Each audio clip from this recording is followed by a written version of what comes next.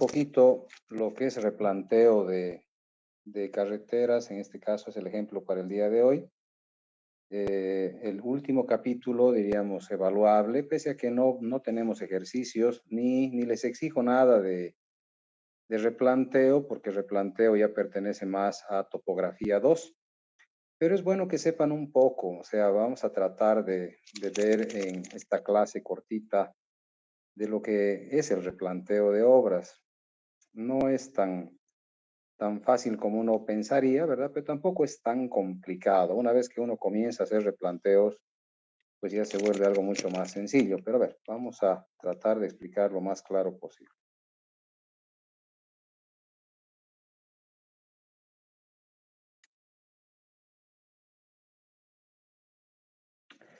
Bueno, para empezar vamos a definir qué es el replanteo. Habíamos dicho que todo lo que hemos ido trabajando en esta materia estaba basado en levantamiento topográfico, es decir, lo que hacíamos nosotros era ir al campo, utilizábamos el equipo y levantábamos puntos que están en el terreno. Y esos puntos los llevábamos a unos planos y en esos planos emplazábamos ya diseños de ingeniería civil. Lo que vamos a hacer ahora es al revés, es decir, una vez que está hecho el diseño de ingeniería, vamos a llevar ese diseño al terreno y lo vamos a replantear. Vamos a poner los puntos para que la construcción quede exactamente igual que el plano. A medida que íbamos avanzando en la materia, yo les iba contando, les iba explicando respecto al tema de las tolerancias. ¿Cuánto es la tolerancia, por ejemplo, en un edificio cuando hacemos un replanteo de cimentaciones, cuando hacemos un replanteo de columnas, ¿verdad? Bueno, en muchos proyectos, los arquitectos, en este caso vamos a hablar de arquitectos supervisores de estructuras, de edificaciones, manejan una tolerancia cero. Es decir, si la separación entre una zapata, vamos a hablar de columnas. A ver, vamos a tratar de dibujar lo mejor que se pueda. Vamos a hacer un planito acá de una estructura, un plano de fundación vamos a dibujar.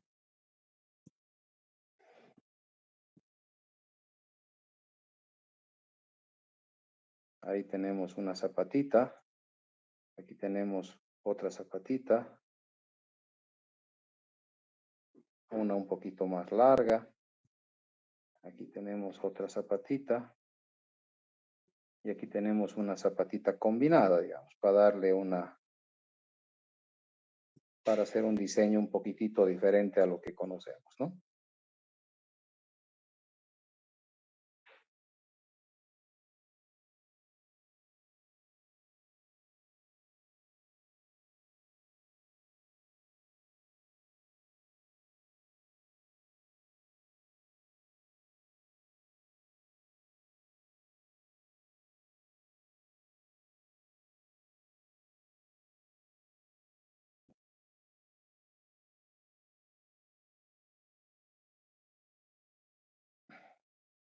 Digamos así.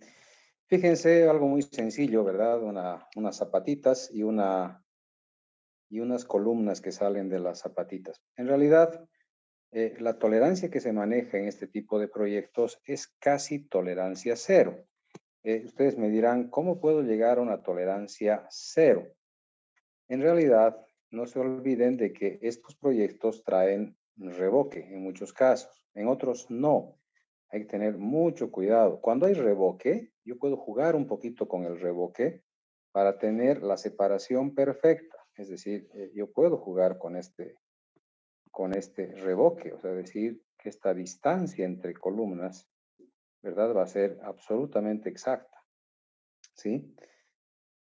Pero cuando no tengo revoque, no se olviden, solamente tengo el hormigón visto, solamente le pintamos con color hormigón y ahí está. Pero la figura es que la separación entre estas dos columnas tiene que ser exactamente la del plano. Usualmente, cuando se manejan tolerancias, tenemos que ver la parte de replanteo topográfico y usualmente en los proyectos se maneja 1 centímetro de tolerancia máxima. dependiendo del proyecto, lógicamente, ¿verdad? Entonces, tenemos que revisar, ¿sí? Como les digo, muchos arquitectos tratan de tener tolerancia cero. Entonces, tenemos que tener encofrados realmente muy buenos, tienen que estar muy bien separados, la medida tiene que ser perfecta y cuando vayan a visitar una obra, pues van a ver que no es tan fácil porque los encofrados son de madera, los arman los albañiles, entonces a veces pues dudamos un poco de su capacidad, ¿verdad? Decimos, ¿será que va a poner en línea recta? Tenemos que estar ahí midiendo, controlando, etcétera. Entonces, a la hora de la revisión, cuando se va a hacer los pagos, ¿verdad? Tenemos que tener la certeza de que todo ha cumplido, ¿sí? Con la seguridad. Entonces, ¿cómo se replantean estas estructuras? Ya habíamos hablado un poquito cuando estábamos hablando de nivelación, cuando estábamos hablando de esas cosas, yo les había contado un poquito cómo se hacían estos replanteos. Básicamente lo que se hace es poner caballetes. Voy a tratar de dibujar acá mismo, ¿verdad? Se colocan unos caballetes de madera y en estos caballetes de madera se colocan unos hilos para manejar los centros y los ejes, ¿no?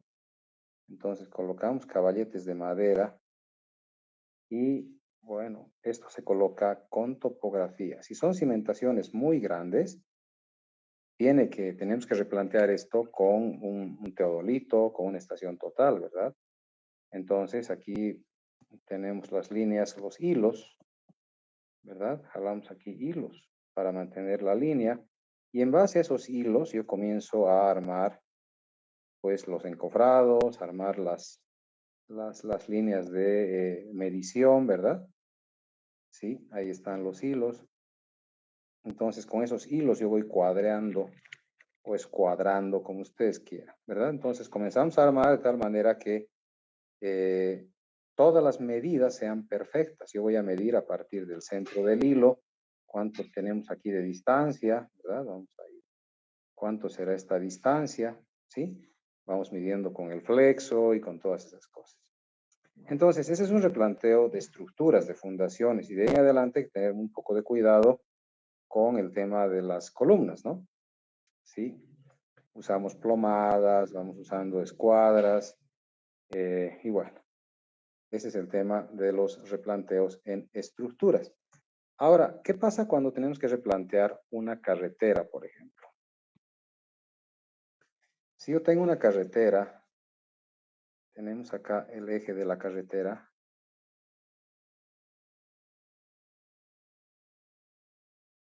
Este es el borde de la carretera. Bueno, las carreteras estamos diseñando ahora con Civil 3D. Habíamos visto la clase anterior una modelación en Civil 3D, ¿no? 0 más 0,20, por acá 0 más 0,40, etcétera.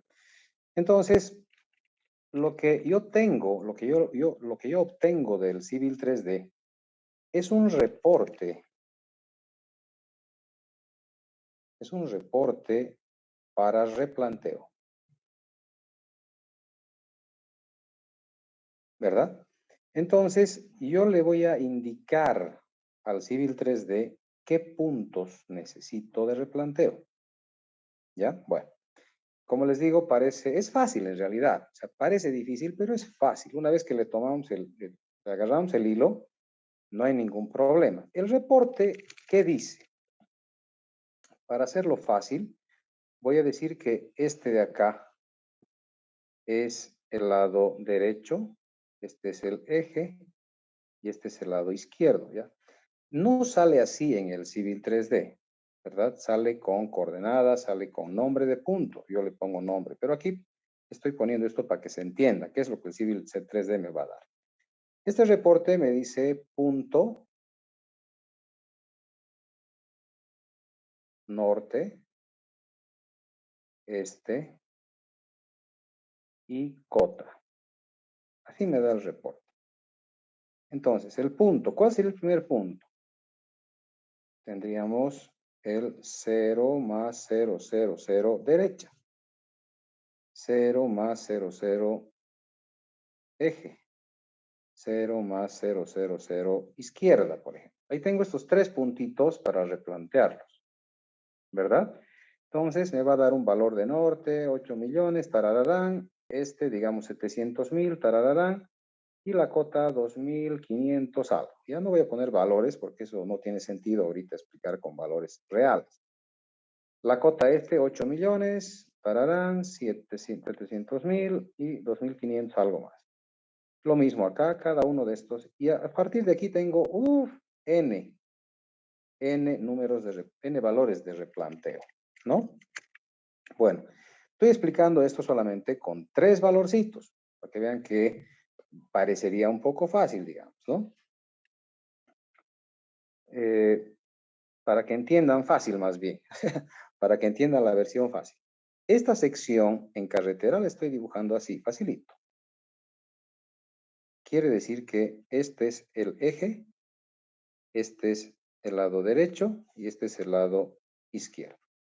Entonces, cuando yo voy al lugar, me voy a instalar con mi estación total. Este reporte de replanteo lo vamos a cargar a la estación total. O sea, va a estar dentro de la estación total. Enchufamos la estación total y yo recibo todos esos puntos y los cargo en la estación total. Entonces, yo voy a vincular con un banco de nivel. Voy a ver hacia un banco de nivel y voy a ver tal vez a otro banco de nivel. Puedo estar instalado en un lugar externo o a veces nos instalamos encima de uno de los VMs y miramos al otro. No hay mayor problema. O si no, miro a 2 VMs y calculo la coordenada desde mi punto. Una vez que ya está orientado el equipo, que ya está con sus coordenadas correspondientes, yo ya le pido replantear, por ejemplo, quiero replantear el primer punto, la 0 más 0, 0, derecha. Entonces, elijo el punto y la estación total me dice con una flechita que gire a la derecha. Entonces, yo comienzo a girar a la derecha, ¿verdad? ¿Sí? Hasta llegar a la distancia, o en realidad a la visual hacia este punto, ¿verdad? Entonces, colocamos el prisma, ¿verdad? Vamos disparando al prisma hasta que me dice que he encontrado el lugar exacto de este punto. Una vez que he encontrado el punto exacto, ya comienzo a trabajar con elevaciones. ¿No ve? ¿Alguien está con su micrófono prendido, por favor? Le ruego que pueda apagar. Entonces, ya comienzo a trabajar en elevación. Me dice que suba o me dice que baje hasta encontrar la cota exacta de este punto. Porque todos los puntos de un proyecto tienen una cota, 2583.721, digamos, ¿verdad? Entonces, tiene su valor exacto, ¿sí? Entonces, esta cota corresponde también a la misma cota del punto izquierdo, ¿sí? Y aquí este punto está elevado una altura de 7 centímetros, porque aquí tengo 350 y aquí tengo 2%, ¿verdad? Entonces está elevado 7 centímetros. Eso significa que este lugar tiene una cota de 2583.791, ¿no? 7 centímetros más arriba está, ¿verdad? Entonces yo trabajo netamente con las cotas de cada punto. Bueno, hasta aquí parecería muy fácil, ¿sí? Como les digo, una vez que le pillemos el hilo, es bastante fácil. El topógrafo hace esto todos los días, ¿ya? Pero ¿por qué se complica un poco el replanteo? Y es algo que hoy día les doy como una clase, digamos, extra, si vale el término, porque esto pertenece, repito, a Topografía 2, para que ustedes puedan estudiar, puedan practicar, puedan leer más libros, ¿verdad? Si quieren un consejo sano, es que cuando empiecen a trabajar con cada sueldo que cobren, cómprense un librito. Es más fácil, yo sé que tienen en PDFs muchas cosas, pero también sé que no las leen. En PDF leer es un dolor de cabeza, ¿no? Es mejor tener un librito y hojearlo. Y si voy a trabajar en ingeniería vial, pues tendré que tener varios libritos de ingeniería vial, ¿no?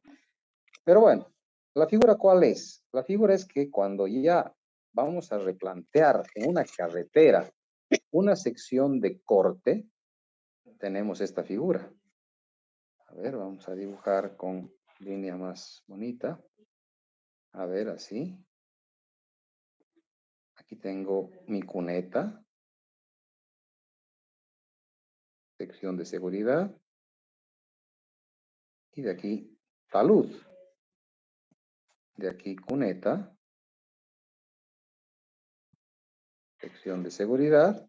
Esa sección de seguridad es para que cuando llueva no se baje la basura, ¿verdad? Hasta la cuneta, sino se quede en ese pedacito que es de medio metrito, no es tampoco muy grande.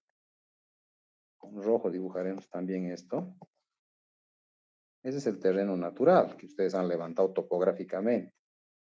Entonces aquí viene la parte compleja de un replanteo. Por eso les digo que cuando vemos a un topógrafo trabajando en carreteras, nosotros tenemos que conocer lo que él está haciendo.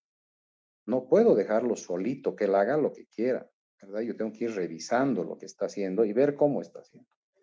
Cada día tomarle un pequeño examen, por muy chiquitito que sea, ese examen lo va a mantener al topógrafo siempre alerta y va a estar siempre pensando de que el ingeniero va a acercarse y le va a preguntar qué es lo que está haciendo. Entonces, siempre tendrá todo en orden. Estos puntitos tienen que replantearse. Voy a poner número, punto 1, el punto 2, el punto 3. Vamos a hacer un zoom si quieren. Este punto de acá, punto 4, este punto, 5, este punto de acá, 6, 7, 8, 9, 10, 11. Va a necesitar tal vez que marquemos algún puntito del talud, tal vez sí, tal vez no. Pero fíjense, tengo ahorita 11 puntos que me va a dar reporte. Me va a dar reporte el Civil 3D para cada uno de estos puntitos, ¿sí? El punto 1 tendrá su norte, su este y su cota. El punto 2 tendrá su norte, su este y su cota. Y así sucesivamente, todos los puntos que estamos viendo tienen sus coordenadas. Entonces, el topógrafo esas coordenadas las va a cargar al sistema. Bueno, ¿quieren que se complique más todavía el asunto? Pues sí, lo podemos complicar más. ¿Cómo se complica más? De la siguiente manera. Aquí tenemos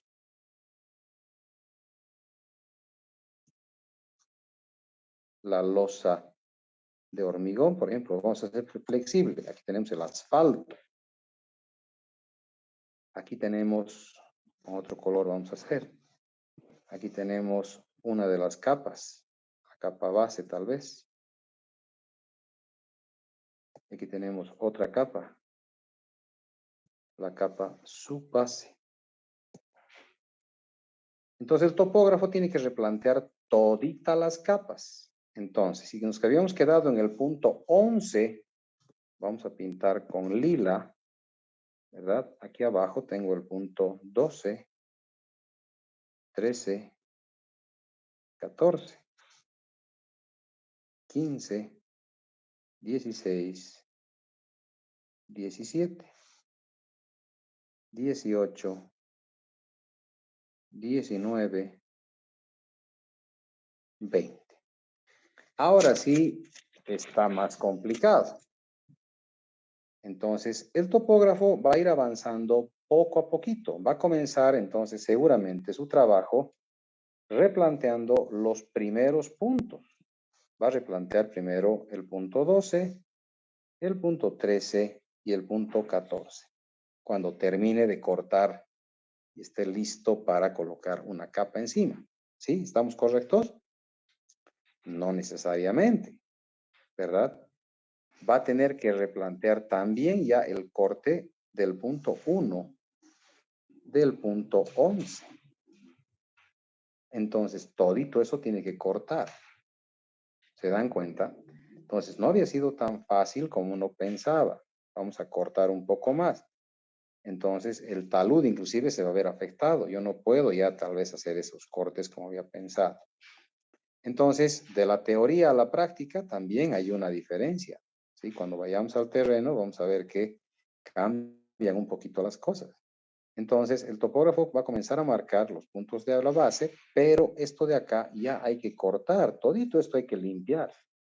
Todito esto hay que limpiar. Y una vez que se corte hasta abajo, hasta el 12, 13 y 14, recién comenzamos a colocar las capas constructivas. Entonces, en este caso se pueden ver afectados los taludes, se pueden ver afectadas las partes de descanso, porque no voy a poder armar, o tal vez sí, ¿verdad? Depende cómo construyamos, ¿sí? Entonces, tenemos que ir analizando cómo va a ser mi trabajo. Entonces, esa es la figura. La estación total va a tener cargados estos 20 puntos de replanteo de cada progresiva. Esos 20 puntos pertenecerán a la 0 más 0, 0. Tendré aquí otros 20 puntos, tendré aquí otros 20 puntos y así. Cada 20 metros que avance en el proyecto, tendré esos puntos o tal vez más o tal vez menos, dependiendo de cómo va a ser el trabajo de replanteo, ¿ya? Bueno, eso quería solamente mostrarles para que entiendan ustedes que el trabajo del topógrafo no es fácil, ¿verdad? Para nosotros tal vez podría ser en cierto momento fácil, pero nosotros somos pues ingenieros. El topógrafo no sabe de ingeniería, no sabe de secciones, no sabe de cunetas, no sabe de base, subbase, carpeta de rodadura, asfalto, hormigón. Él no conoce mucho de esas cosas, pero con el tiempo va aprendiendo. Una vez que un topógrafo hace una carretera, está listo para ejecutar las carreteras que vengan por delante. Entonces, una vez que hace un talud de corte, puede seguir trabajando en taludes. ¿Se puede equivocar en alguno? Pues sí. Todos los topógrafos cometen errores, como hemos visto. Entonces, lo que ustedes tienen que hacer es prepararse para trabajar con este tipo de situaciones. Es decir, no pueden quedarse calladitos cuando el topógrafo les pregunta, ingeniero, ¿y ahora cómo voy a replantear? ¿Verdad? El topógrafo es topógrafo, no es ingeniero vial, no es ingeniero estructurista, no es ingeniero de puentes. El topógrafo solo sabe usar su equipo topográfico. Entonces, yo tengo que ser quien le oriente con los puntos más importantes necesarios para tener un proyecto correcto, ¿ya? Bueno, básicamente es eso. Ahora, ¿cómo se maneja el tema de altitudes? Se maneja con el nivel de ingeniero, ¿verdad? O sea, con nivel de ingeniero, directamente. A ver, vamos a intentar hacer una gráfica, aunque no me va a ir muy bien, creo, pero aquí está la línea del nivel. Entonces, yo lo que hago es colocar una visual en un punto que se llama BM y del cual conozco sus coordenadas, 2521.678. Entonces, en planimetría ya me han marcado la ubicación de este punto en coordenadas norte y este. Yo sé que ese punto está ubicado, ¿verdad? Por aquí. Esa es la ubicación del punto en planimetría. Coloco la mira acá, ¿sí? Coloco la mira y leo atrás y leo adelante. Esto de acá. Digamos que aquí leemos 1.728, ¿verdad? Y aquí leemos 2.141, ¿verdad? Este punto acá que estoy leyendo es la 0 más 0, 0, 0 derecha. ¿Sí? Bueno, se hace lectura atrás menos lectura adelante, como ya conocemos. O sea, no hay cambio, no hay ningún cambio en la fórmula que hemos ido viendo. A ver, veremos entonces. Veremos cómo es. Si replanteamos un puntito, puedo replantear 100 puntos. ¿No ve? Lectura atrás en lectura adelante, 1.728 menos 2.141. Igual. 1.728 menos 2.141. Me sale menos 0.413. ¿Qué significa eso? Significa que el punto está más abajo, ¿verdad? Está más abajo que el BM. Entonces vamos a llamar la coordenada del punto 0 más 0, 0, 0, D es igual a la coordenada de BM menos punto 413. 2521.678. 2521.678. Ahora sí. Menos punto 413. La cota de este punto es 2521.265. ¿Está bien? Esa es la cota. Perfecto. Me voy a mi plano, me voy a mi diseño, que está acá, y busco el valor, ¿verdad?, de diseño de la coordenada, ¿no? Aquí me ha salido 2500, perdón, no es coordenada, es cota. No es coordenada. Bueno, sí es una coordenada, pero se llama cota. 2521.265. Así está. La 0 más 0, 0, derecha. Este puede ser el terreno natural, ¿verdad? Cota de proyecto de la 0 más 0, 0, 0 derecha. ¿De dónde sale esto? Del perfil longitudinal y del perfil transversal. Mismo valor. ¿Cuánto había valido? Valía 2521.124. Esto es perfecto. La diferencia. ¿Cuánto tengo de diferencia? 0.265 menos 0.124.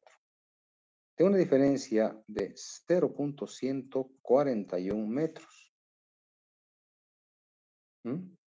Con la cota del proyecto. ¿Qué tengo que hacer? Tengo que bajar, ¿verdad? Tengo que bajar esa altura hasta la cota 2521.124. Tengo que bajar todavía. O sea, mi equipo pesado está ahí, mi tractor, además tenemos que bajar 141 centímetros. ¿No? Entonces, perdón, milímetros, ¿no? 141 milímetros. Entonces, tengo que bajar esa altura.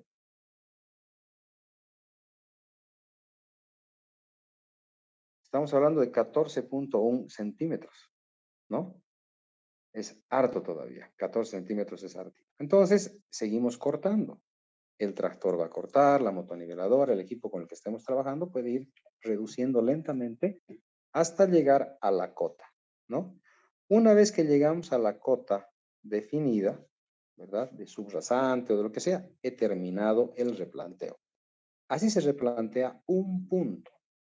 Imagínense, eso hay que hacer para estos 20 puntos de acá en cada progresiva, y eso es lo que hace el topógrafo. Va controlando todos los puntos de cada una de las capas. Ahora, no lo hace el mismo día, pues. O sea, el corte hacemos un día, de ahí comenzamos a colocar su base, a los días, cuando se termine la subbase, colocamos la base, a los días, cuando se termine todo eso, colocamos la carpeta de hormigón o la carpeta de asfalto, etcétera, y de esa manera evolucionamos en nuestro replanteo. Muy bien. Bueno, sé que tal vez han quedado un poco confundidos, no ve muchas cosas cómo se pueden hacer. Hay complicaciones mayores aún, porque imagínense, en una carretera yo tengo una sección que es así, con 2% lateral, 2% a cada lado. En una primera distancia esto se vuelve 0% y aquí 2%. En la siguiente todo se vuelve 2%. En una siguiente podemos tener acá 5%. Y aquí en la curva ya entramos con 7%. Algo así figura. Entonces fíjense que aquí tenemos un replanteo altimétrico diferenciado. Y esto ocurre en las curvas cuando tengo que hacer el peralte. En realidad aquí nos equivocamos mucho, mucho en el replanteo. ¿Ya? Bueno, preguntas y dudas.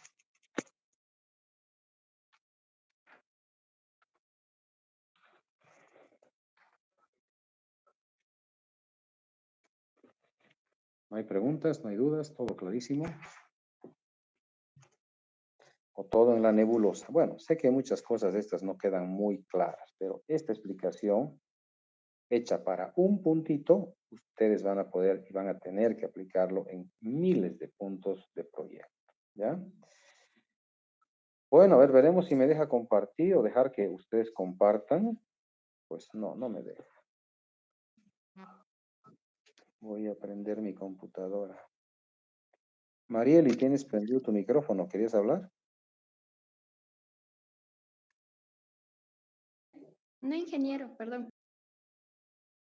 Ok. A ver, a ver. Sí, si dirijo de una tablet, no me permite. A ver, permítame, voy a prender la computadora para que puedan hacer sus exposiciones.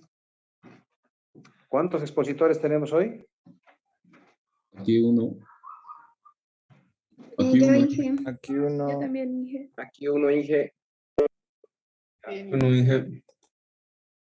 Vamos con los cuatro, entonces. Bueno.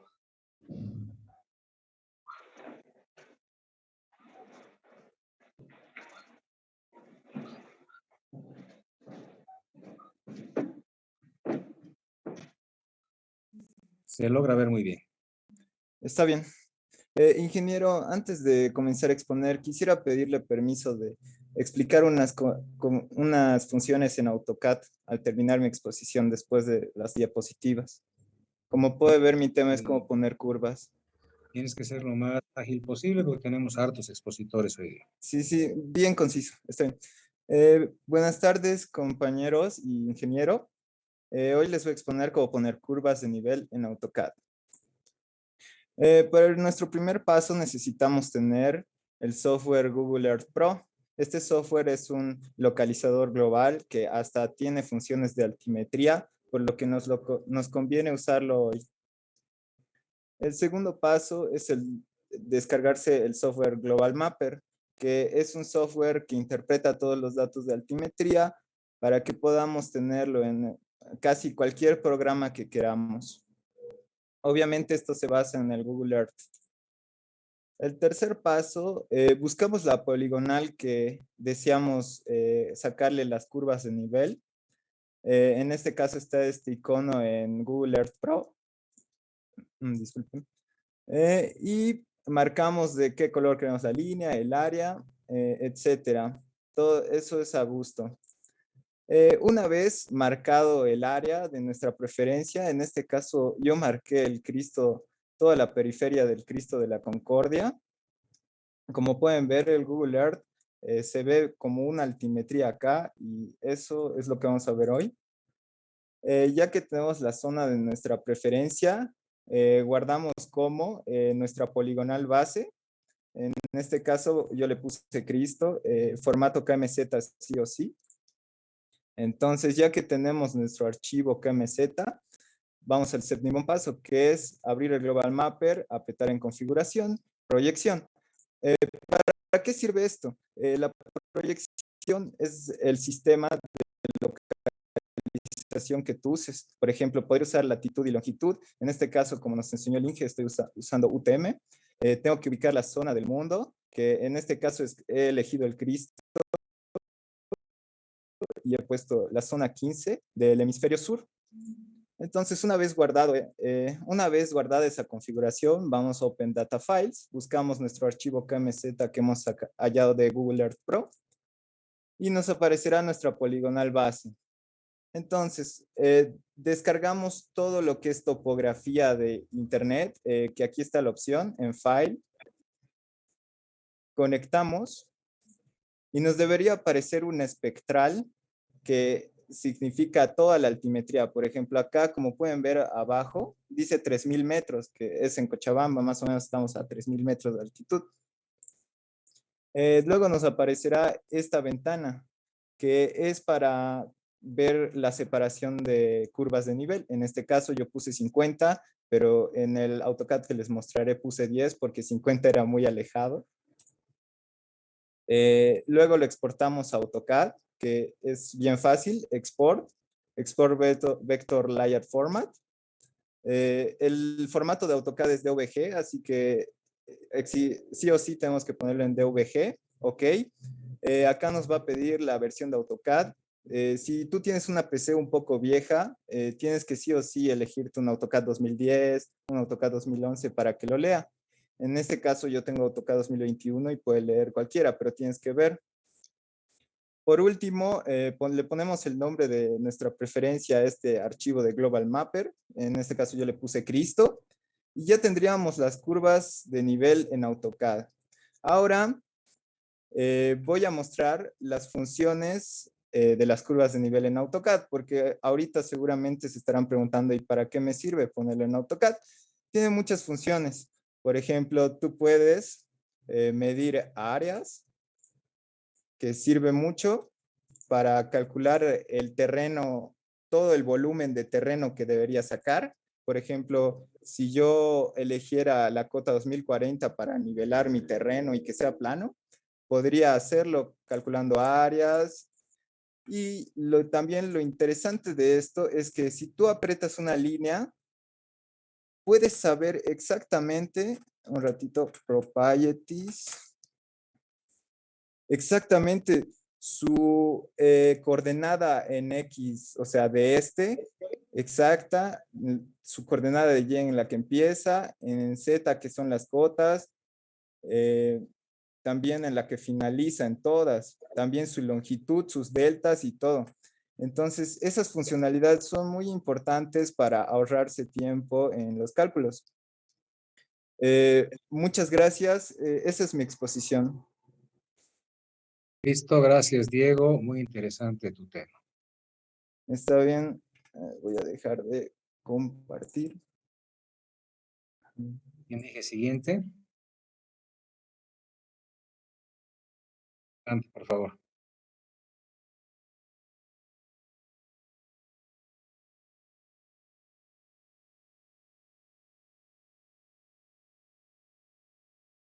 Sí, lo que te pido siempre es, siendo un tema que yo ya lo he expuesto, por favor, todo lo que yo ya haya explicado, no lo repitas, ¿ok?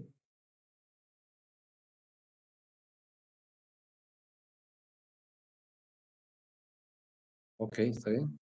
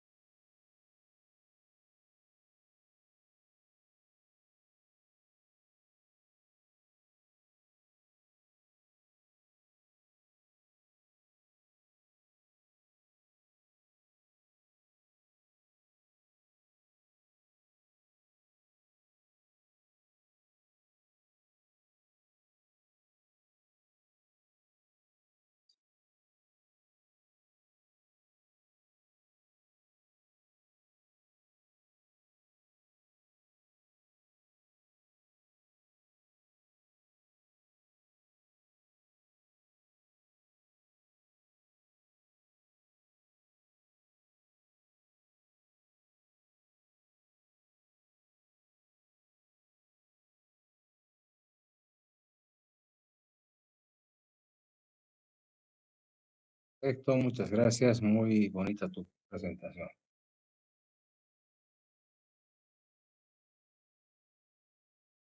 Saraí, adelante. Sí, ahorita ingeniero voy a empezar a compartir. Mm,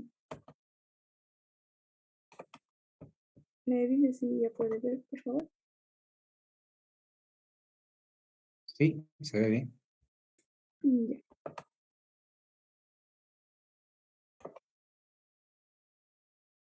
Buenos días, ingeniero. Buenos días, compañeros. Hoy voy a hablarles sobre la altimetría en el deporte. Primero, los conceptos de altimetría y altímetro lo voy a saltar para ahorrar tiempo por la explicación que ya dio el ingeniero.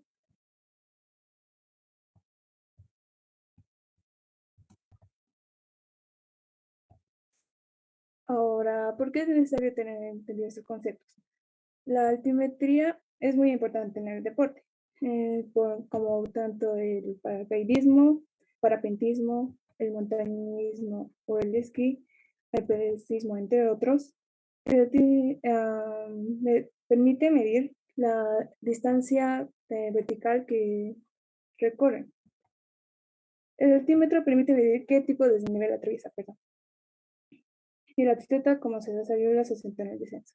A pesar de que aún se usa el sensor de presión barométrica, hoy en día existen computadoras de muñeca que no solo miden la presión barométrica, sino que gracias al GPS pueden medir distancia, velocidad y hasta los perfiles o desniveles del terreno. Entre todos los deportes, me gustaría darle mayor énfasis al ciclismo debido a la importancia que se desarrolla en altimetría. Por ejemplo, los más modernos velocímetros que integran un altímetro y este se coloca en los maniobras de la bicicleta. Y para que el ciclista sepa evaluar en qué tramo requiere más esfuerzo, debe tener conocimiento de conceptos claves como el desnivel positivo, que es la suma de las distancias de subida. Cuanto mayor es el desnivel positivo, mayor es la distancia de la ruta. Por ejemplo, un desnivel de 0% significa de que el terreno es completamente llano y un 16% para arriba es muy intenso, incluso para corredores de alto nivel. El desnivel negativo es la suma de distancias de bajada. El desnivel acumulado es la suma tanto de distancias positivas y negativas. También se necesita tener consciente de la pendiente de inclinación, ya que no todas las distancias de todas las rutas son iguales. Para diferenciarlos hay que determinarlos su porcentaje. Para esto podemos dividir los metros de desnivel por cada 100 metros de desplazamiento o también en porcentaje multiplicado por 100%. Y existen diferentes rutas de ciclismo que son conocidas mundialmente por su altimetría, entre las cuales me gustaría destacar algunas muy reconocidas. Por ejemplo, el paso de Grinzer con su altimetría. Este se encuentra en Suiza y es denominada una de las más espectaculares. Ahí no logro ver tu Eh, pantalla. No sé si el resto ve la pantalla. No, Inge, no se ve. No se ¿Desde ve, qué Inge. momento, ingeniero? Voy a ver. Supuestamente se compartió. Voy a dejar de compartir, voy a volver a compartir. ¿Desde qué momento se detuvo, ingeniero? A ver, intenta desde el principio, por favor. Ya. Un momento. Voy a saltar de nuevo los conceptos entonces de altimetría. O lo hago así con eso más. Dale, dale. Ya. Está atrás. Ya desde altimetría, entonces para no Ok, confundirme entre está los bien. Perfecto. temas. Ya. Se puede ver, ¿no? Sí. No, ahí Ya. ya no. Ahí se pierde. Ahora Ahí se se pierde. pierde. Sí. Ahora a ver. No, no.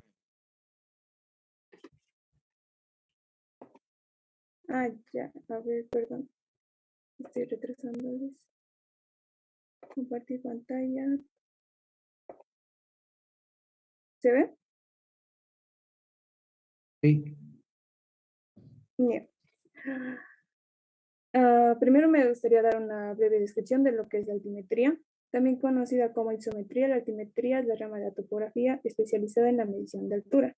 Con ella podemos representar el relieve del terreno en curvas de nivel, los perfiles, y entre otros, utilizando datos como la cota, línea de nivel, la altitud y el nivel medio del mar para proyectos como... A veces estás leyendo, Saraí, en tu primera exposición te dije que no tienes que leer, tienes que contarnos un poquito sí, perdón, los datos es que son confusos, por eso quería leer.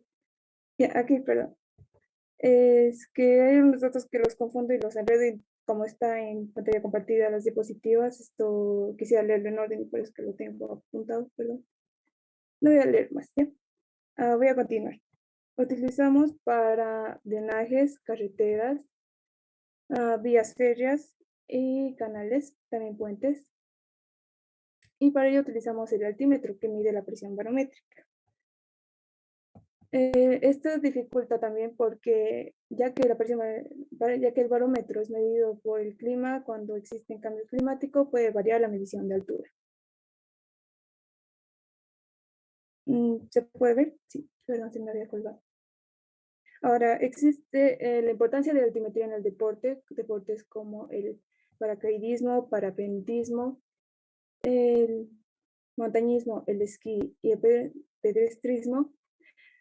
Requieren de la altimetría y se permite medir el desnivel que atraviesa el deportista atleta y cómo se desarrolla su ascenso o descenso.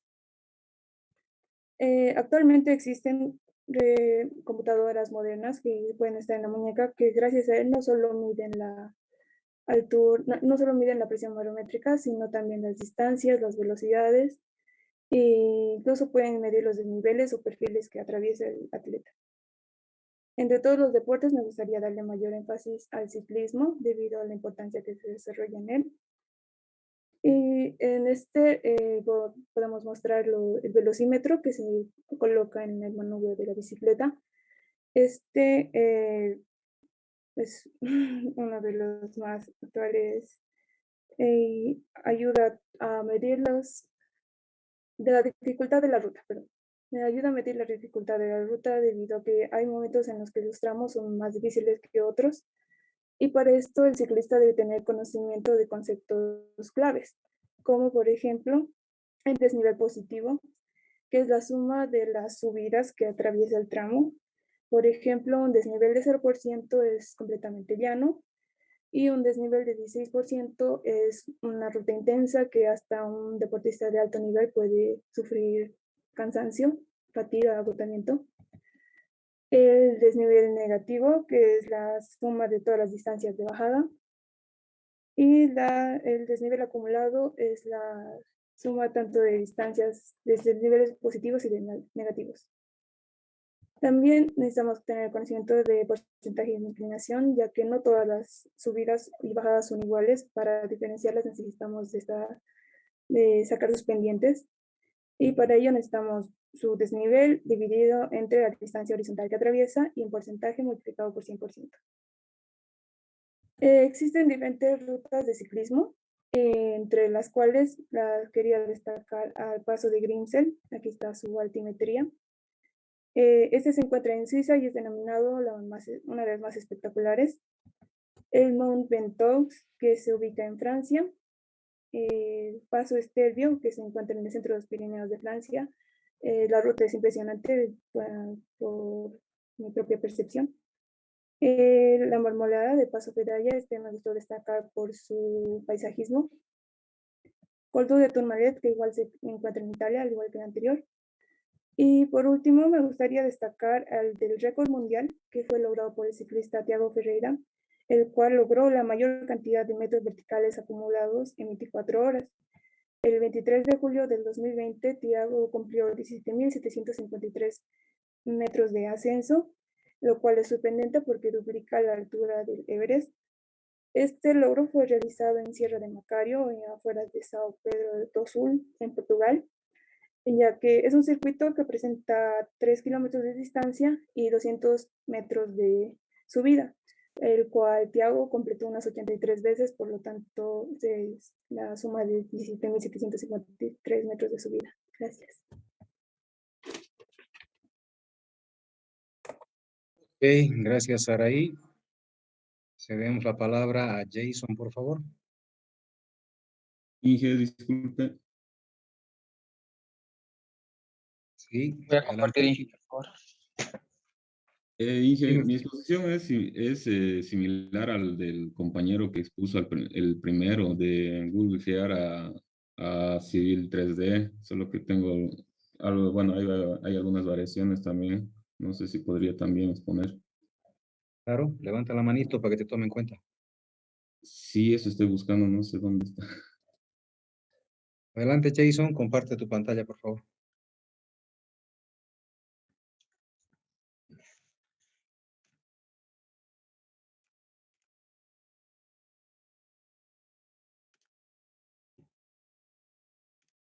¿Se puede observar, ingeniero? Sí, se ve perfectamente. Bien. Muy buenas tardes, compañeros. Muy buenas tardes, ingeniero. El día de hoy yo voy a exponer sobre los distintos sistemas de referencia, como son el WGS84 y el PSAT 56. Como también vamos a explicar un poco de las partes de una estación total TOPCon S105. Bien, entonces empecemos con los sistemas de referencia. Como se puede observar en esta imagen, por acá, tenemos la representación del planeta en color azul con un sistema de referencia de WGS84, ¿ya? Y la representación del planeta en color anaranjado está con un sistema de referencia de PSAT 56. Entonces, yo quiero saber la diferencia que existiría si yo tengo un punto en el cual va a tener dos sistemas de referencia. Entonces, vamos a trabajar con este puntito inicial, ¿ya? Entonces, este puntito inicial, digamos A, este puntito A, va a tener ciertas coordenadas, pero si nosotros cambiamos el sistema de referencia, va a existir una cierta variación en un delta X y un delta Y prácticamente. Entonces, esa representación la podemos observar en la siguiente presentación. En esta imagen o en esta presentación voy a explicar un poco sobre lo que es el sistema de referencia WGS84 y el PSAT 56. El WGS84 es el nombre que recibe el elipsoide general que representa toda la Tierra a partir de un punto inicial y este es el centro de la Tierra. En cuanto al PSAT 56, es que trae cartografía de 1 a 50,000 y 250,000, ¿ya? Entonces, por acá, yo en el ArcGIS he trabajado con 3 puntos, ¿ya? Estos puntos tienen sus coordenadas en X y en Y en un sistema de referencia PSAT 56, como también estos mismos puntos van a tener sus coordenadas en X y en Y, pero en otro sistema de referencia que sería el WGS84. Entonces, yo quiero saber cuál sería la diferencia en las coordenadas o en las abscisas, como también la diferencia en sus ordenadas, ¿no? Por acá. Entonces, yo realizo la diferencia entre las coordenadas de las abscisas, como también realizo la diferencia entre las coordenadas de ambos sistemas de referencia, ¿verdad? Y obtengo estos valores. De cada puntito se puede observar que los valores no son tan lejanos, ¿verdad? La diferencia entre sus abscisas y sus ordenadas. Y en promedio se puede observar que la diferencia entre sus abscisas es de 189.29 y entre sus ordenadas es de 376.34, ¿no? Y la distancia que existe, ¿ya? Esta distancia que existe entre ese mismo puntito, pero con dos sistemas de referencia, es aproximadamente 421.26. ¿A qué distancia me estoy refiriendo? A la siguiente. Por acá. Este puntito A lo ubicamos por acá, ¿verdad? Pero este puntito A con otro sistema de referencia de PSAT 56 se va a ubicar acá. Y esa distancia que yo les había mostrado es esta. Esa distancia, ¿no? Entonces, de esa manera es como nosotros podemos saber la diferencia entre las abscisas y las ordenadas cuando tenemos un punto con dos sistemas de referencia, ¿no? Ahora procedemos a explicar sobre las partes de una estación total. TOPCon es 105, ¿bien? Inicialmente se puede mencionar que la estación total es un aparato muy utilizado en la topografía que mide distancias inclinadas, ángulos verticales y horizontales, ¿ya? Entre las partes que componen a la estación total es muy importante mencionar al trípode, ¿no? Que prácticamente es el que sostiene a la estación total. Entonces, No me observemos expliques del trípode, aplízame o avísame o por informa acá, cosas que no sepamos, por favor.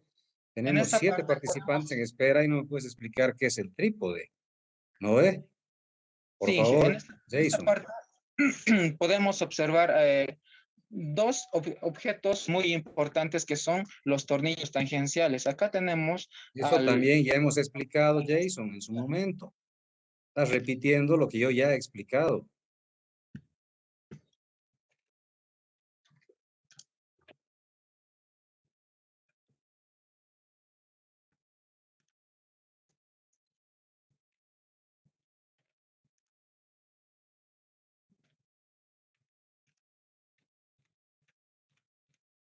Perdón, Inge, continúo, por favor. Pero con cosas que yo no haya dicho, por favor. Está bien, vamos a explicar la utilidad que se le da a los tornillos tangenciales. No, eso yo ya expliqué.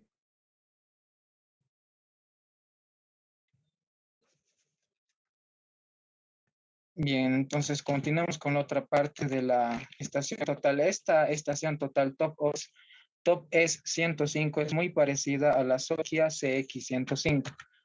Entonces, el ingeniero ya mencionó algunas de estas partes de la estación total, pero posteriormente vamos a ver sobre la mirilla. La mirilla es una... Ya, suficiente, Jason. Ya, eso yo te he explicado todo de la estación total. Estás repitiendo lo mismo que expliqué. Ya habíamos dicho que tienen que explicar cosas nuevas que yo no haya explicado. ¿Ok? Adelante, Catherine, por favor. Está bien, ingeniero.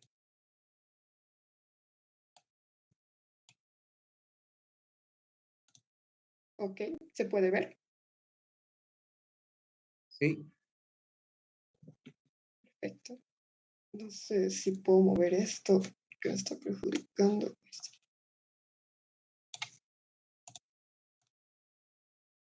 Ok. Bueno, muy buenas tardes a todos los presentes. Hoy voy a hablar de algunos avances tecnológicos en la altimetría, bueno, de la altimetría y para la altimetría. Pues bien, en la topografía sabemos que el uso de la altimetría nos ofrece información acerca de las diferencias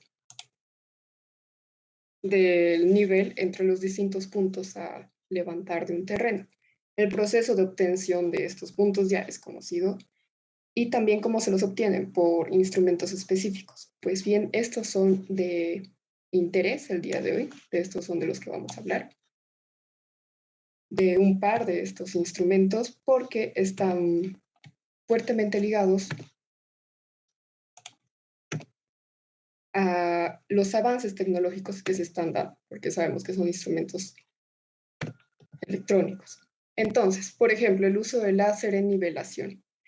Si bien tenía una aplicación en topografía, ahora tiene una aplicación bastante fuerte en la construcción, pues se ha visto un poco más, un uso un poco, bueno, algo específico y por avances y reducción de costos, se vio su preferencia, por ejemplo, para el diseño y acabado de interiores o incluso trabajos de bricolaje. Tal vez otra aplicación que podemos mencionar es en la agricultura, que pueden instalarse sensores de nivelación con láser a tractores. Es decir, acá cabe de notar la importancia de los conceptos de la topografía y su aplicación a distintas áreas. Pero bien, veamos los avances que han ido apareciendo de estos aparatitos. Por ejemplo, está el nivel láser de puntos con especificaciones de uso, también el nivel láser de superficies, ambos para interiores, ¿no? Los que más nos interesan son estos, los que se usaban y han ido apareciendo en la altimetría. Por ejemplo, el nivel láser rotativo y el nivel láser de líneas. Son autonivelantes estos aparatos en su mayoría, es decir, corrigen un desnivel de hasta 5 grados si no se lo sujeta bien, pero al menos los últimos están apareciendo con mejores sistemas de sujeción. Lo que veo complicado de esto es que si bien la metodología de uso es bastante similar al uso de nivel ingeniero, el problema sería trabajar con el receptor, porque por como estuve viendo, el receptor está aferrado a una regla y tenemos que ir moviéndolo, subiendo y bajando para hacerlo coincidir con el láser porque nos avisa mediante pitidos que se está acercando y se está aproximando, está coincidiendo con el láser. Pero es más como un juego de frío, tibio y caliente. Yo ahí veo lo complicado. Pero de todos modos es ahí que ya tenemos directamente el desnivel. Y claro que se están haciendo avances. Por ejemplo, este último apareció con una función interesante de Bluetooth para un control remoto del aparato. Pero bien, a lo que quería llegar es, la verdad, este tema me llama mucho la atención. Más que un avance, es un proyecto desarrollado en la Universidad de California de Davis. Es la famosa caja de arena de realidad aumentada. No sé si han escuchado hablar de ella, pues es bastante fácil de montar. Es una caja de arena con un sensor Kinect para explorar la superficie y mediante unos programas te permite simular, y no solo simular, sino te muestra en tiempo real las especificaciones de un mapa topográfico entero, por así decirlo, como se ven en los GIFs. Nos está mostrando las curvas de nivel, las elevaciones por los colores. Es bastante interesante, incluso una de las funciones más llamativas que he notado es que se le pueden agregar algoritmos de fluido, es decir, simular una sombra y el algoritmo va a entender como que llueve. Por lo tanto, nos va a mostrar el recorrido del fluido, cómo se almacena en las cuencas, en las depresiones. Es decir, este sistema es capaz de explicar con facilidad conceptos como hidrología, geología, geografía, de todos ellos, y ayudarnos en la interpretación de un mapa topográfico de una manera más cercana y real. Me gustaría que la universidad cuente con uno, es fácil de montar. Sin embargo, queda ahí. Mi opinión final sobre este proyecto es que queda ahí en la creatividad, ¿no? Creo que ni siquiera se pueden, por lo que estuve investigando, ni siquiera se pueden sacar datos. Es como armar algo creativo y ni siquiera puedes tomar los datos, pero claro que se está avanzando, no porque no haya aún, es que nunca vaya a existir. Entonces, podemos concluir que no cabe duda que la ciencia y la tecnología no paran en cuanto a proceso y avance. Esto sin duda es una problemática para mí porque si bien se busca mejorar las funciones y facilitarlas, en muchos casos no se está viendo el límite del alcance del proyecto. Y los límites son necesarios y sanos en todo momento. Pero podemos afirmar que no hay mejor uso para la tecnología que el de fomentar el estudio, claramente. Avivarnos esas ganas de adquirir conocimientos es... Catherine, muchísimas gracias por tu exposición. Muchas gracias. Adelante, José. Soy ingeniero.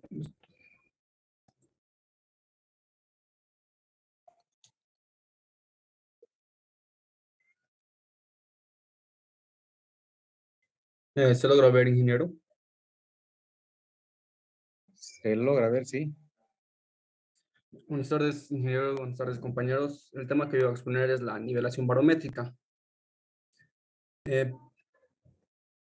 Primeramente voy a dar un pequeño concepto para recordar de lo que es la nivelación. La nivelación en topografía es la medición de altitudes o elevaciones de puntos sobre la superficie de la Tierra. Entendemos por elevación o altitud a la distancia vertical, medida desde una superficie hasta un punto. Los métodos altimétricos como la nivelación topográfica tienen como finalidad obtener la cota de uno o varios puntos. Entonces, entendemos como la nivelación topográfica el conjunto de mediciones y cálculos necesarios para dotar a un punto de una cota, esto con respecto de un plano. Existen varios métodos de nivelación y uno de ellos es el método de nivelación barométrica. ¿Y qué es la nivelación barométrica?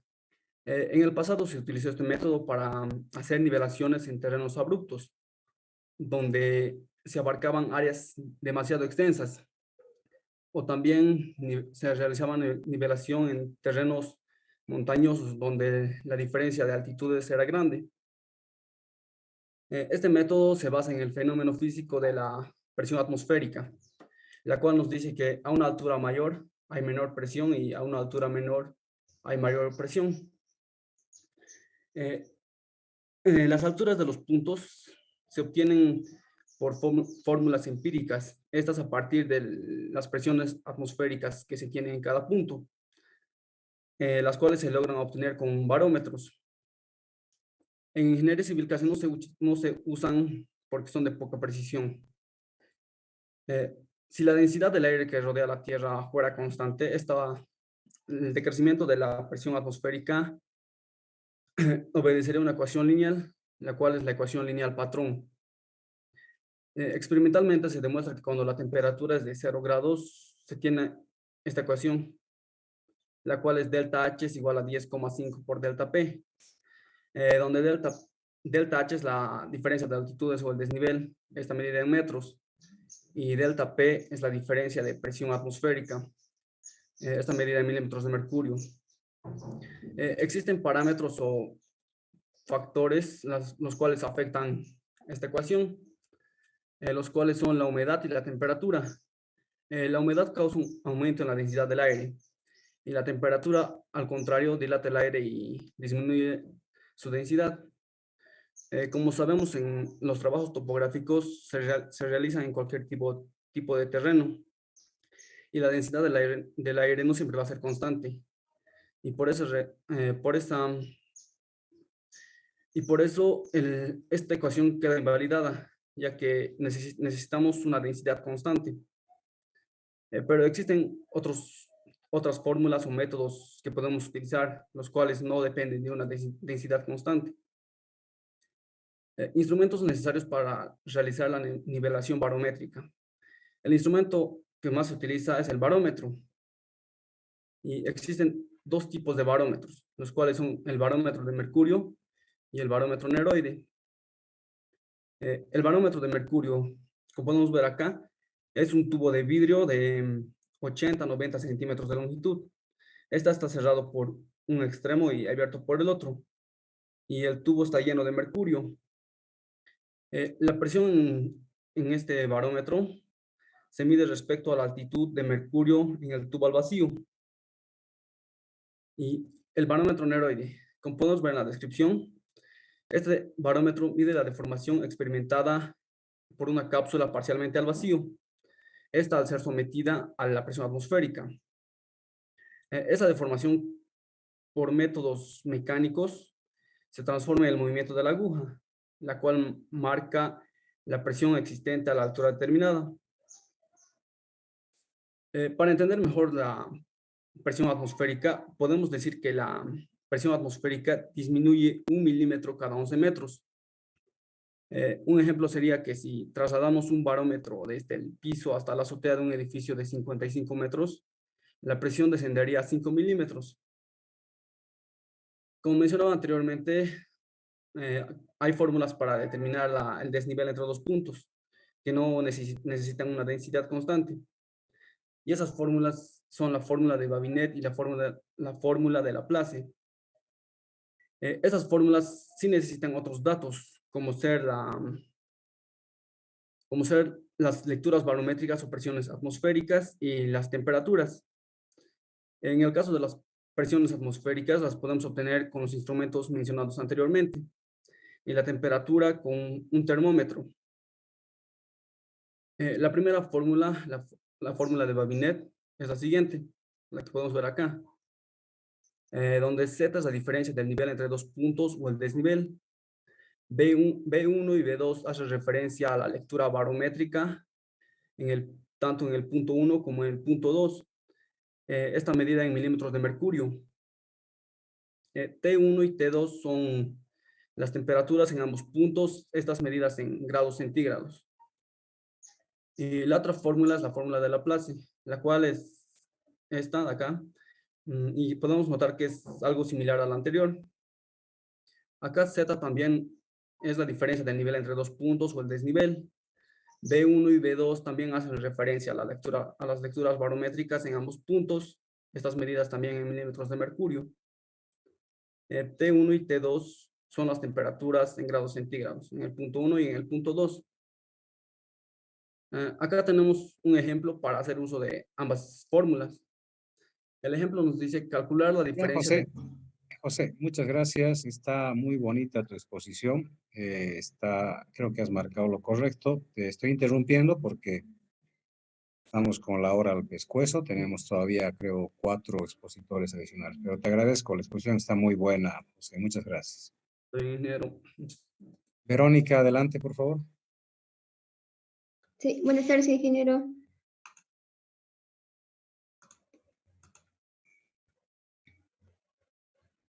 ¿Ya se ve la pantalla, ingeniero?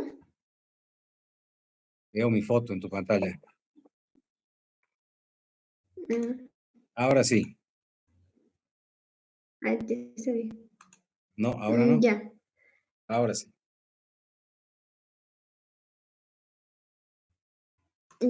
Ya. Yo voy a exponer sobre lo que son los benchmark, los bancos de nivel o más conocidos como BMs. Para ello, primero, ya sabemos que la altimetría es una parte de la topografía que nos ayuda a determinar las cotas de unos puntos determinados o sus desniveles. Ya, ahora, ¿qué es un BM? Un BM es un punto que se encuentra permanentemente en el terreno, que ésta no puede moverse y el cual tiene una cota conocida, el cual está en metros. Y además, sus coordenadas también ya son conocidas. Los BMs pueden ser de origen natural o artificial. Un ejemplo de un BM de origen natural sería, por ejemplo, una roca, mientras este esté en el terreno y que no se pueda mover, entonces un BM de origen artificial sería, por ejemplo, estas, las cuales se construyen como pequeñas mojoneras y tienen una placa de bronce en la parte superior. Ahora, ¿cuál es la función de un BM? La principal función de un BM es que nos ayuda a obtener cotas de unos puntos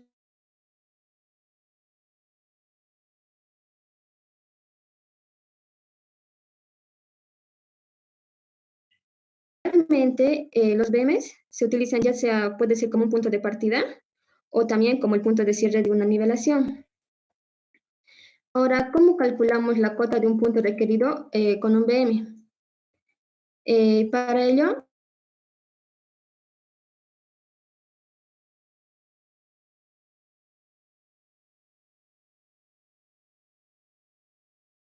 en este orificio se coloca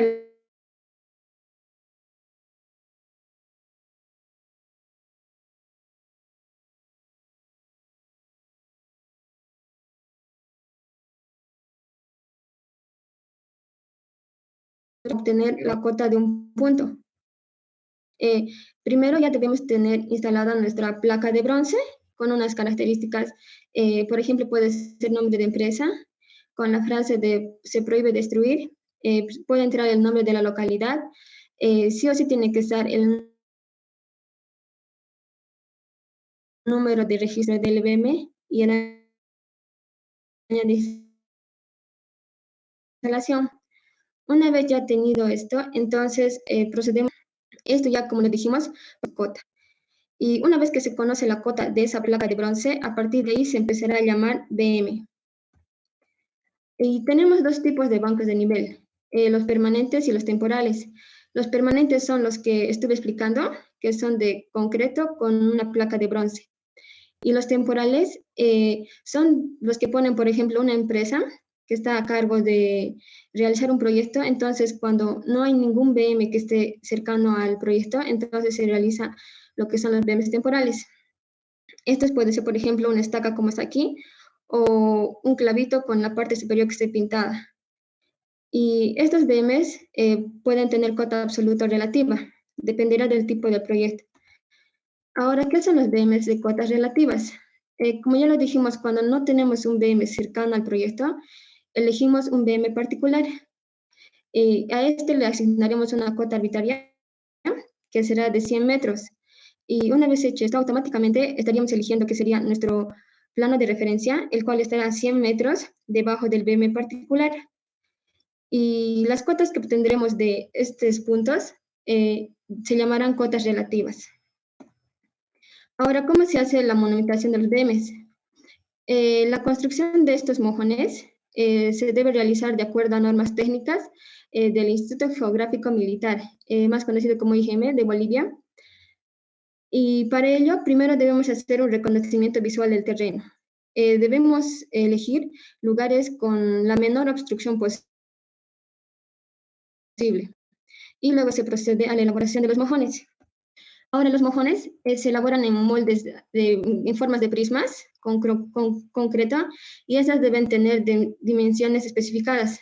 En la parte superior debe ser 20 por 20 centímetros, en la parte inferior 30 por 30 centímetros, con una altura de 50 centímetros.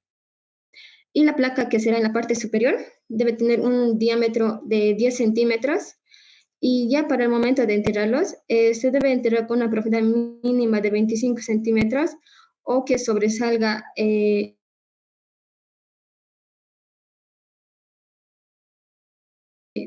centímetros.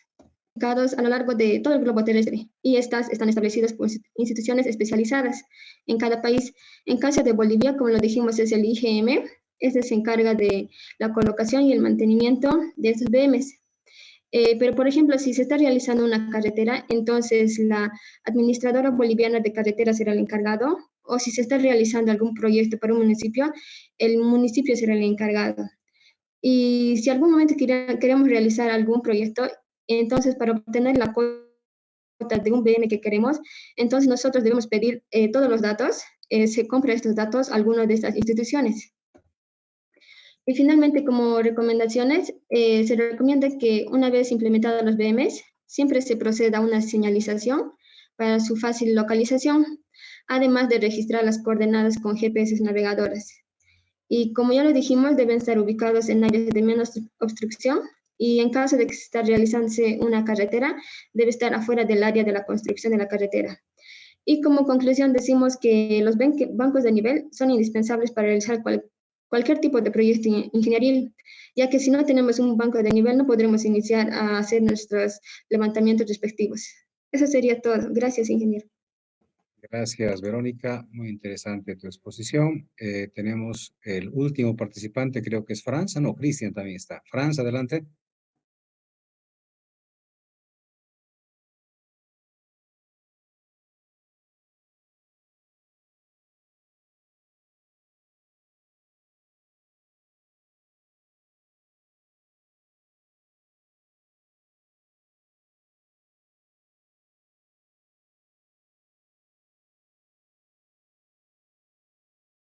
Adelante, Franz.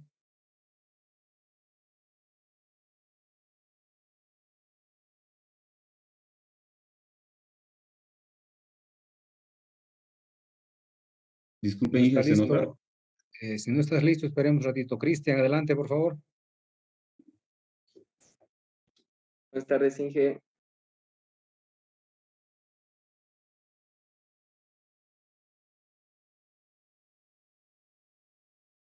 ¿Se puede ver, Inge? Sí, se puede ver muy bien.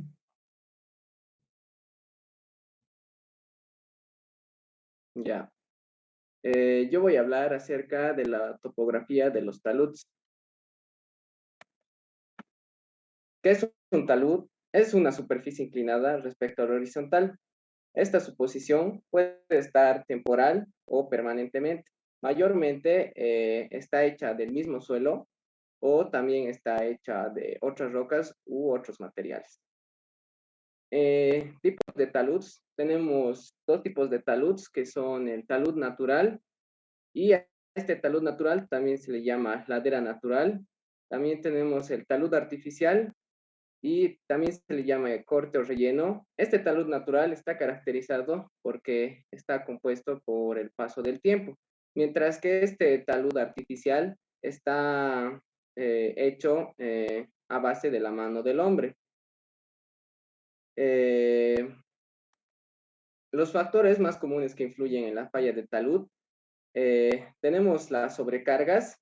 Estas se dan por relación con los pesos de alguna construcción o de algunos elementos naturales. En este caso podemos ver aquí la lluvia que está sometiendo al talud. También tenemos las excavaciones, que estas son generadas debido al paso del tiempo. También tenemos erosión. Estas son causadas por el viento y el agua, y esto provoca que el talud se erosione.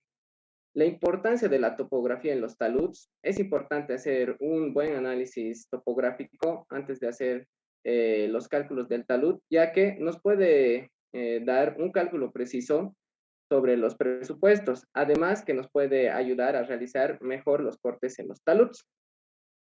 Aquí podemos ver una imagen, cómo se da este proceso. Y también podemos decir que la topografía es la primera actividad de campo al inicio de una obra. En los instrumentos de medición, bueno, yo encontré este instrumento que es un TruePulse 200L, que ha sido diseñado para hacer mediciones profesionales y también tiene un precio accesible. Aquí podemos tener una imagen del modelo. Además, este modelo es súper ligero y se los puede llevar fácilmente. Y esto también nos da la ventaja que podemos recorrer grandes distancias en el día. Aquí podemos ver lo que puede calcular este instrumento, que son la distancia del pendiente, azimut, inclinación, distancia horizontal, distancia vertical, además que tiene incluido un programa para calcular la altura.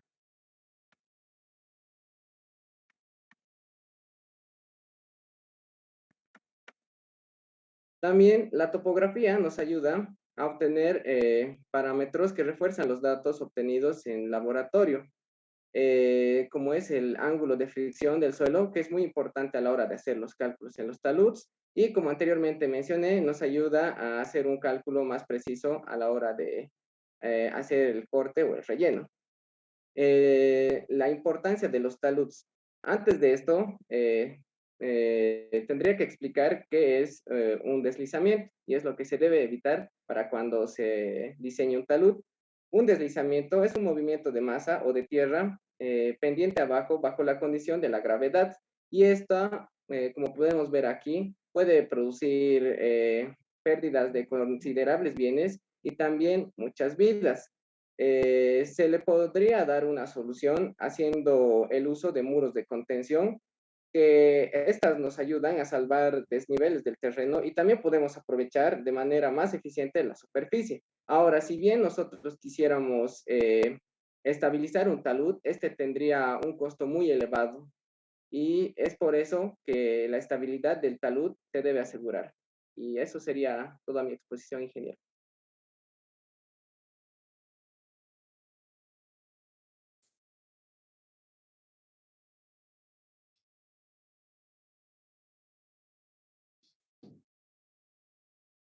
Eso sería todo, ingeniero.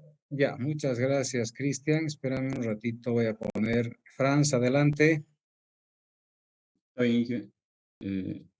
¿Se ve? Disculpe, ¿se ve? ¿Sí, no? Ah, ¿Se súper. ve? Sí. Ahora sí. Listo. Bueno, un poco para complementar más de lo que hizo el compañero, que es muy similar, que es transportar lo que son, bueno, sacar toda la información de Google Gear y llevarlo al AutoCAD Civil 3D. Es recalcar, ¿no? De que todo esto es para un estudio preliminar, no se podría decir que esas curvas son determinantes. Nada es mejor que sacarlo in situ, ¿no? Sacarlo en el lugar. Eso es como un poco más para complementar. Y bueno, lo que tenemos es el Google Gear, que es el programa que nos permite sacar información. Puede ser el Google Gear o el QGIS, como el compañero también mencionó. De esas dos fuentes se podrían sacar información, el cual podríamos transportarlo al AutoCAD Civil 3D y de tal forma que podamos modelarlo. Bueno, en mi caso yo hice el Cerro Tunari.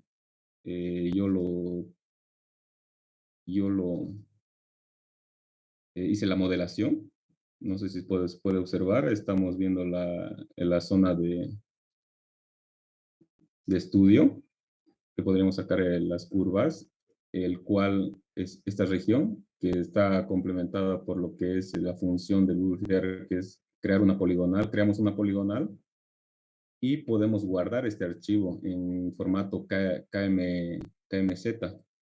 Una vez teniendo este archivo guardado, transportamos a lo que es el programa Google Mapper, que nos permite tener las curvas de nivel específicamente, el cual nos permite, ¿no?, tener la altimetría, tener las curvas de nivel para poderlo posteriormente transportarlo al AutoCAD Civil 3D. Aplicamos o entramos a lo que es perdón, primero configuramos, ¿no? Configuramos el lugar el lugar de estudio, ¿no? Hemos colocado en UTM. ¿Por qué? Porque el Google GR está en UTM, tenemos que llevarlo. En el Google Map tenemos que llevarlo al UTM del mismo modo, el mismo sistema, y poderlo colocar en la zona, ¿no? La zona de estudio, que es la 19K. Tenemos que colocar en metros, que tiene que estar en el mismo sistema. A partir de esto lo configuramos y podemos tener un archivo que nos puede enlazar al DWG, que es el formato que recibe el AutoCAD Civil 3D.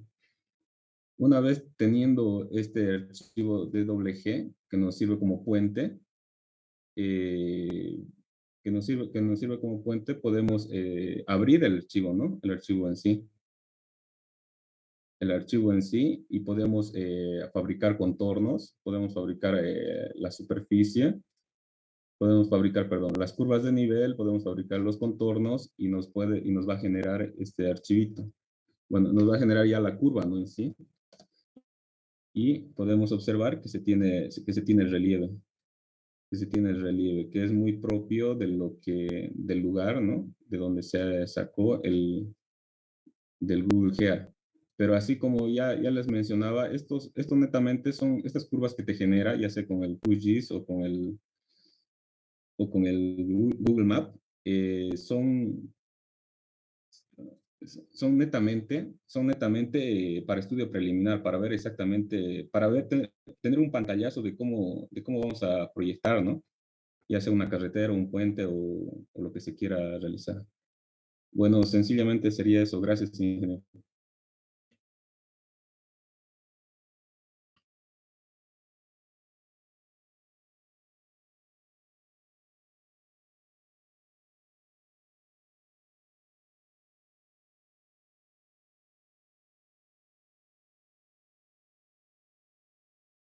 Sí.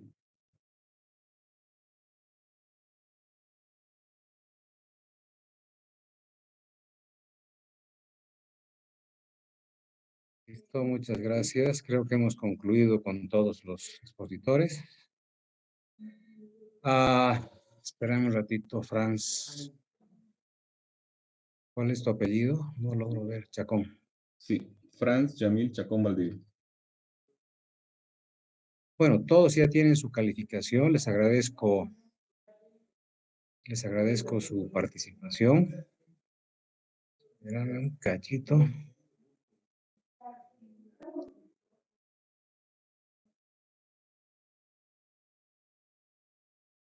Perfecto. Bueno, y están todos con su calificación. Respecto a lo que me han escrito del examen para el día sábado, yo no me hago ningún problema. Yo no tengo problema, pero tendríamos que ver la hora, ¿no? Tiene que ser después de almuerzo. Ya tengo un examen programado que es el de carreteras. Voy a ver cuánta gente se ha inscrito o, bueno, cuánta gente presenta proyectos en cada grupo para ver si podemos juntar todos. Si no podemos juntar todos, tendríamos que tomar en 2 turnos. Primer turno carreteras y segundo turno netamente topografía. Según la cantidad que tengamos, para ver si hacemos igual 2 turnos de topografía. Entonces, no me hago problema. Si quieren para el día sábado, lo hacemos día sábado, pero tiene que ser por la tarde, por favor. ¿Ya? Se les avisará oportunamente la hora y se les mandará el link para que den su examen. Aprovechen estos días, métanle full estudio. Les agradezco a todos. Ay, estoy con cámara apagada. Oye, ¿qué rato ha apagado mi cámara? Creo que no le prendió nunca. Estoy aquí por si acaso. Bueno, un abrazo para todos jóvenes. Tengan una muy bonita semana y los espero en la obra. Perdón, Sí, sí, adelante. quería comentarle, preguntarle también, el día que hizo la revisión de examen, yo estaba esperando a ser aceptada y así, pero nunca pasó, entonces no supe si fue un error mío o qué pasó con respecto a la Sí. revisión del examen. Se me cortó el internet, creo que quedaron en sala de espera como 7 estudiantes. Mil disculpas, por favor, si tenemos acá a los 7 estudiantes. Gracias por hacerme el recuerdo, de verdad, Alejandra, gracias. Haremos mañana un ratito una sesión, por favor, de revisión, ¿ya? Háganle recuerdo a su auxiliar que me dé un toquecito, porque yo me olvido, voy a estar en la obra, estoy con correteos. Entonces, un ratito a esta hora puede ser, que ya llego a la casa, estoy más tranquilo. Entonces, un ratito podemos hacer mañana la revisión con esos 7 estudiantes que lamentablemente quedaron sin poder revisar. Los que también mandaron al Classroom, les dije que no los encontraba los exámenes. Mañana, por favor, ellos también, los que mandaron a Classroom, veamos la opción de buscar sus exámenes. Vamos a hacer juntos la búsqueda en mi pantalla, a ver si lo encontramos, ¿ya? Bueno, un abrazo para todos. Tengo ahorita Bueno, carreteras gracias, que ya me están ingeniero. esperando. Hasta luego. Mañana, por favor, con su auxiliar, Alejandra, haga un timbracito para que me haga recuerdo y yo Sí, preparo le voy a decir al la auxiliar. preparo la sesión y mando el link para que nos reunamos, ¿ya? Entonces el examen será el día sábado y se les avisará oportunamente la hora del examen. Un abrazo para todos. Chao, muchachos.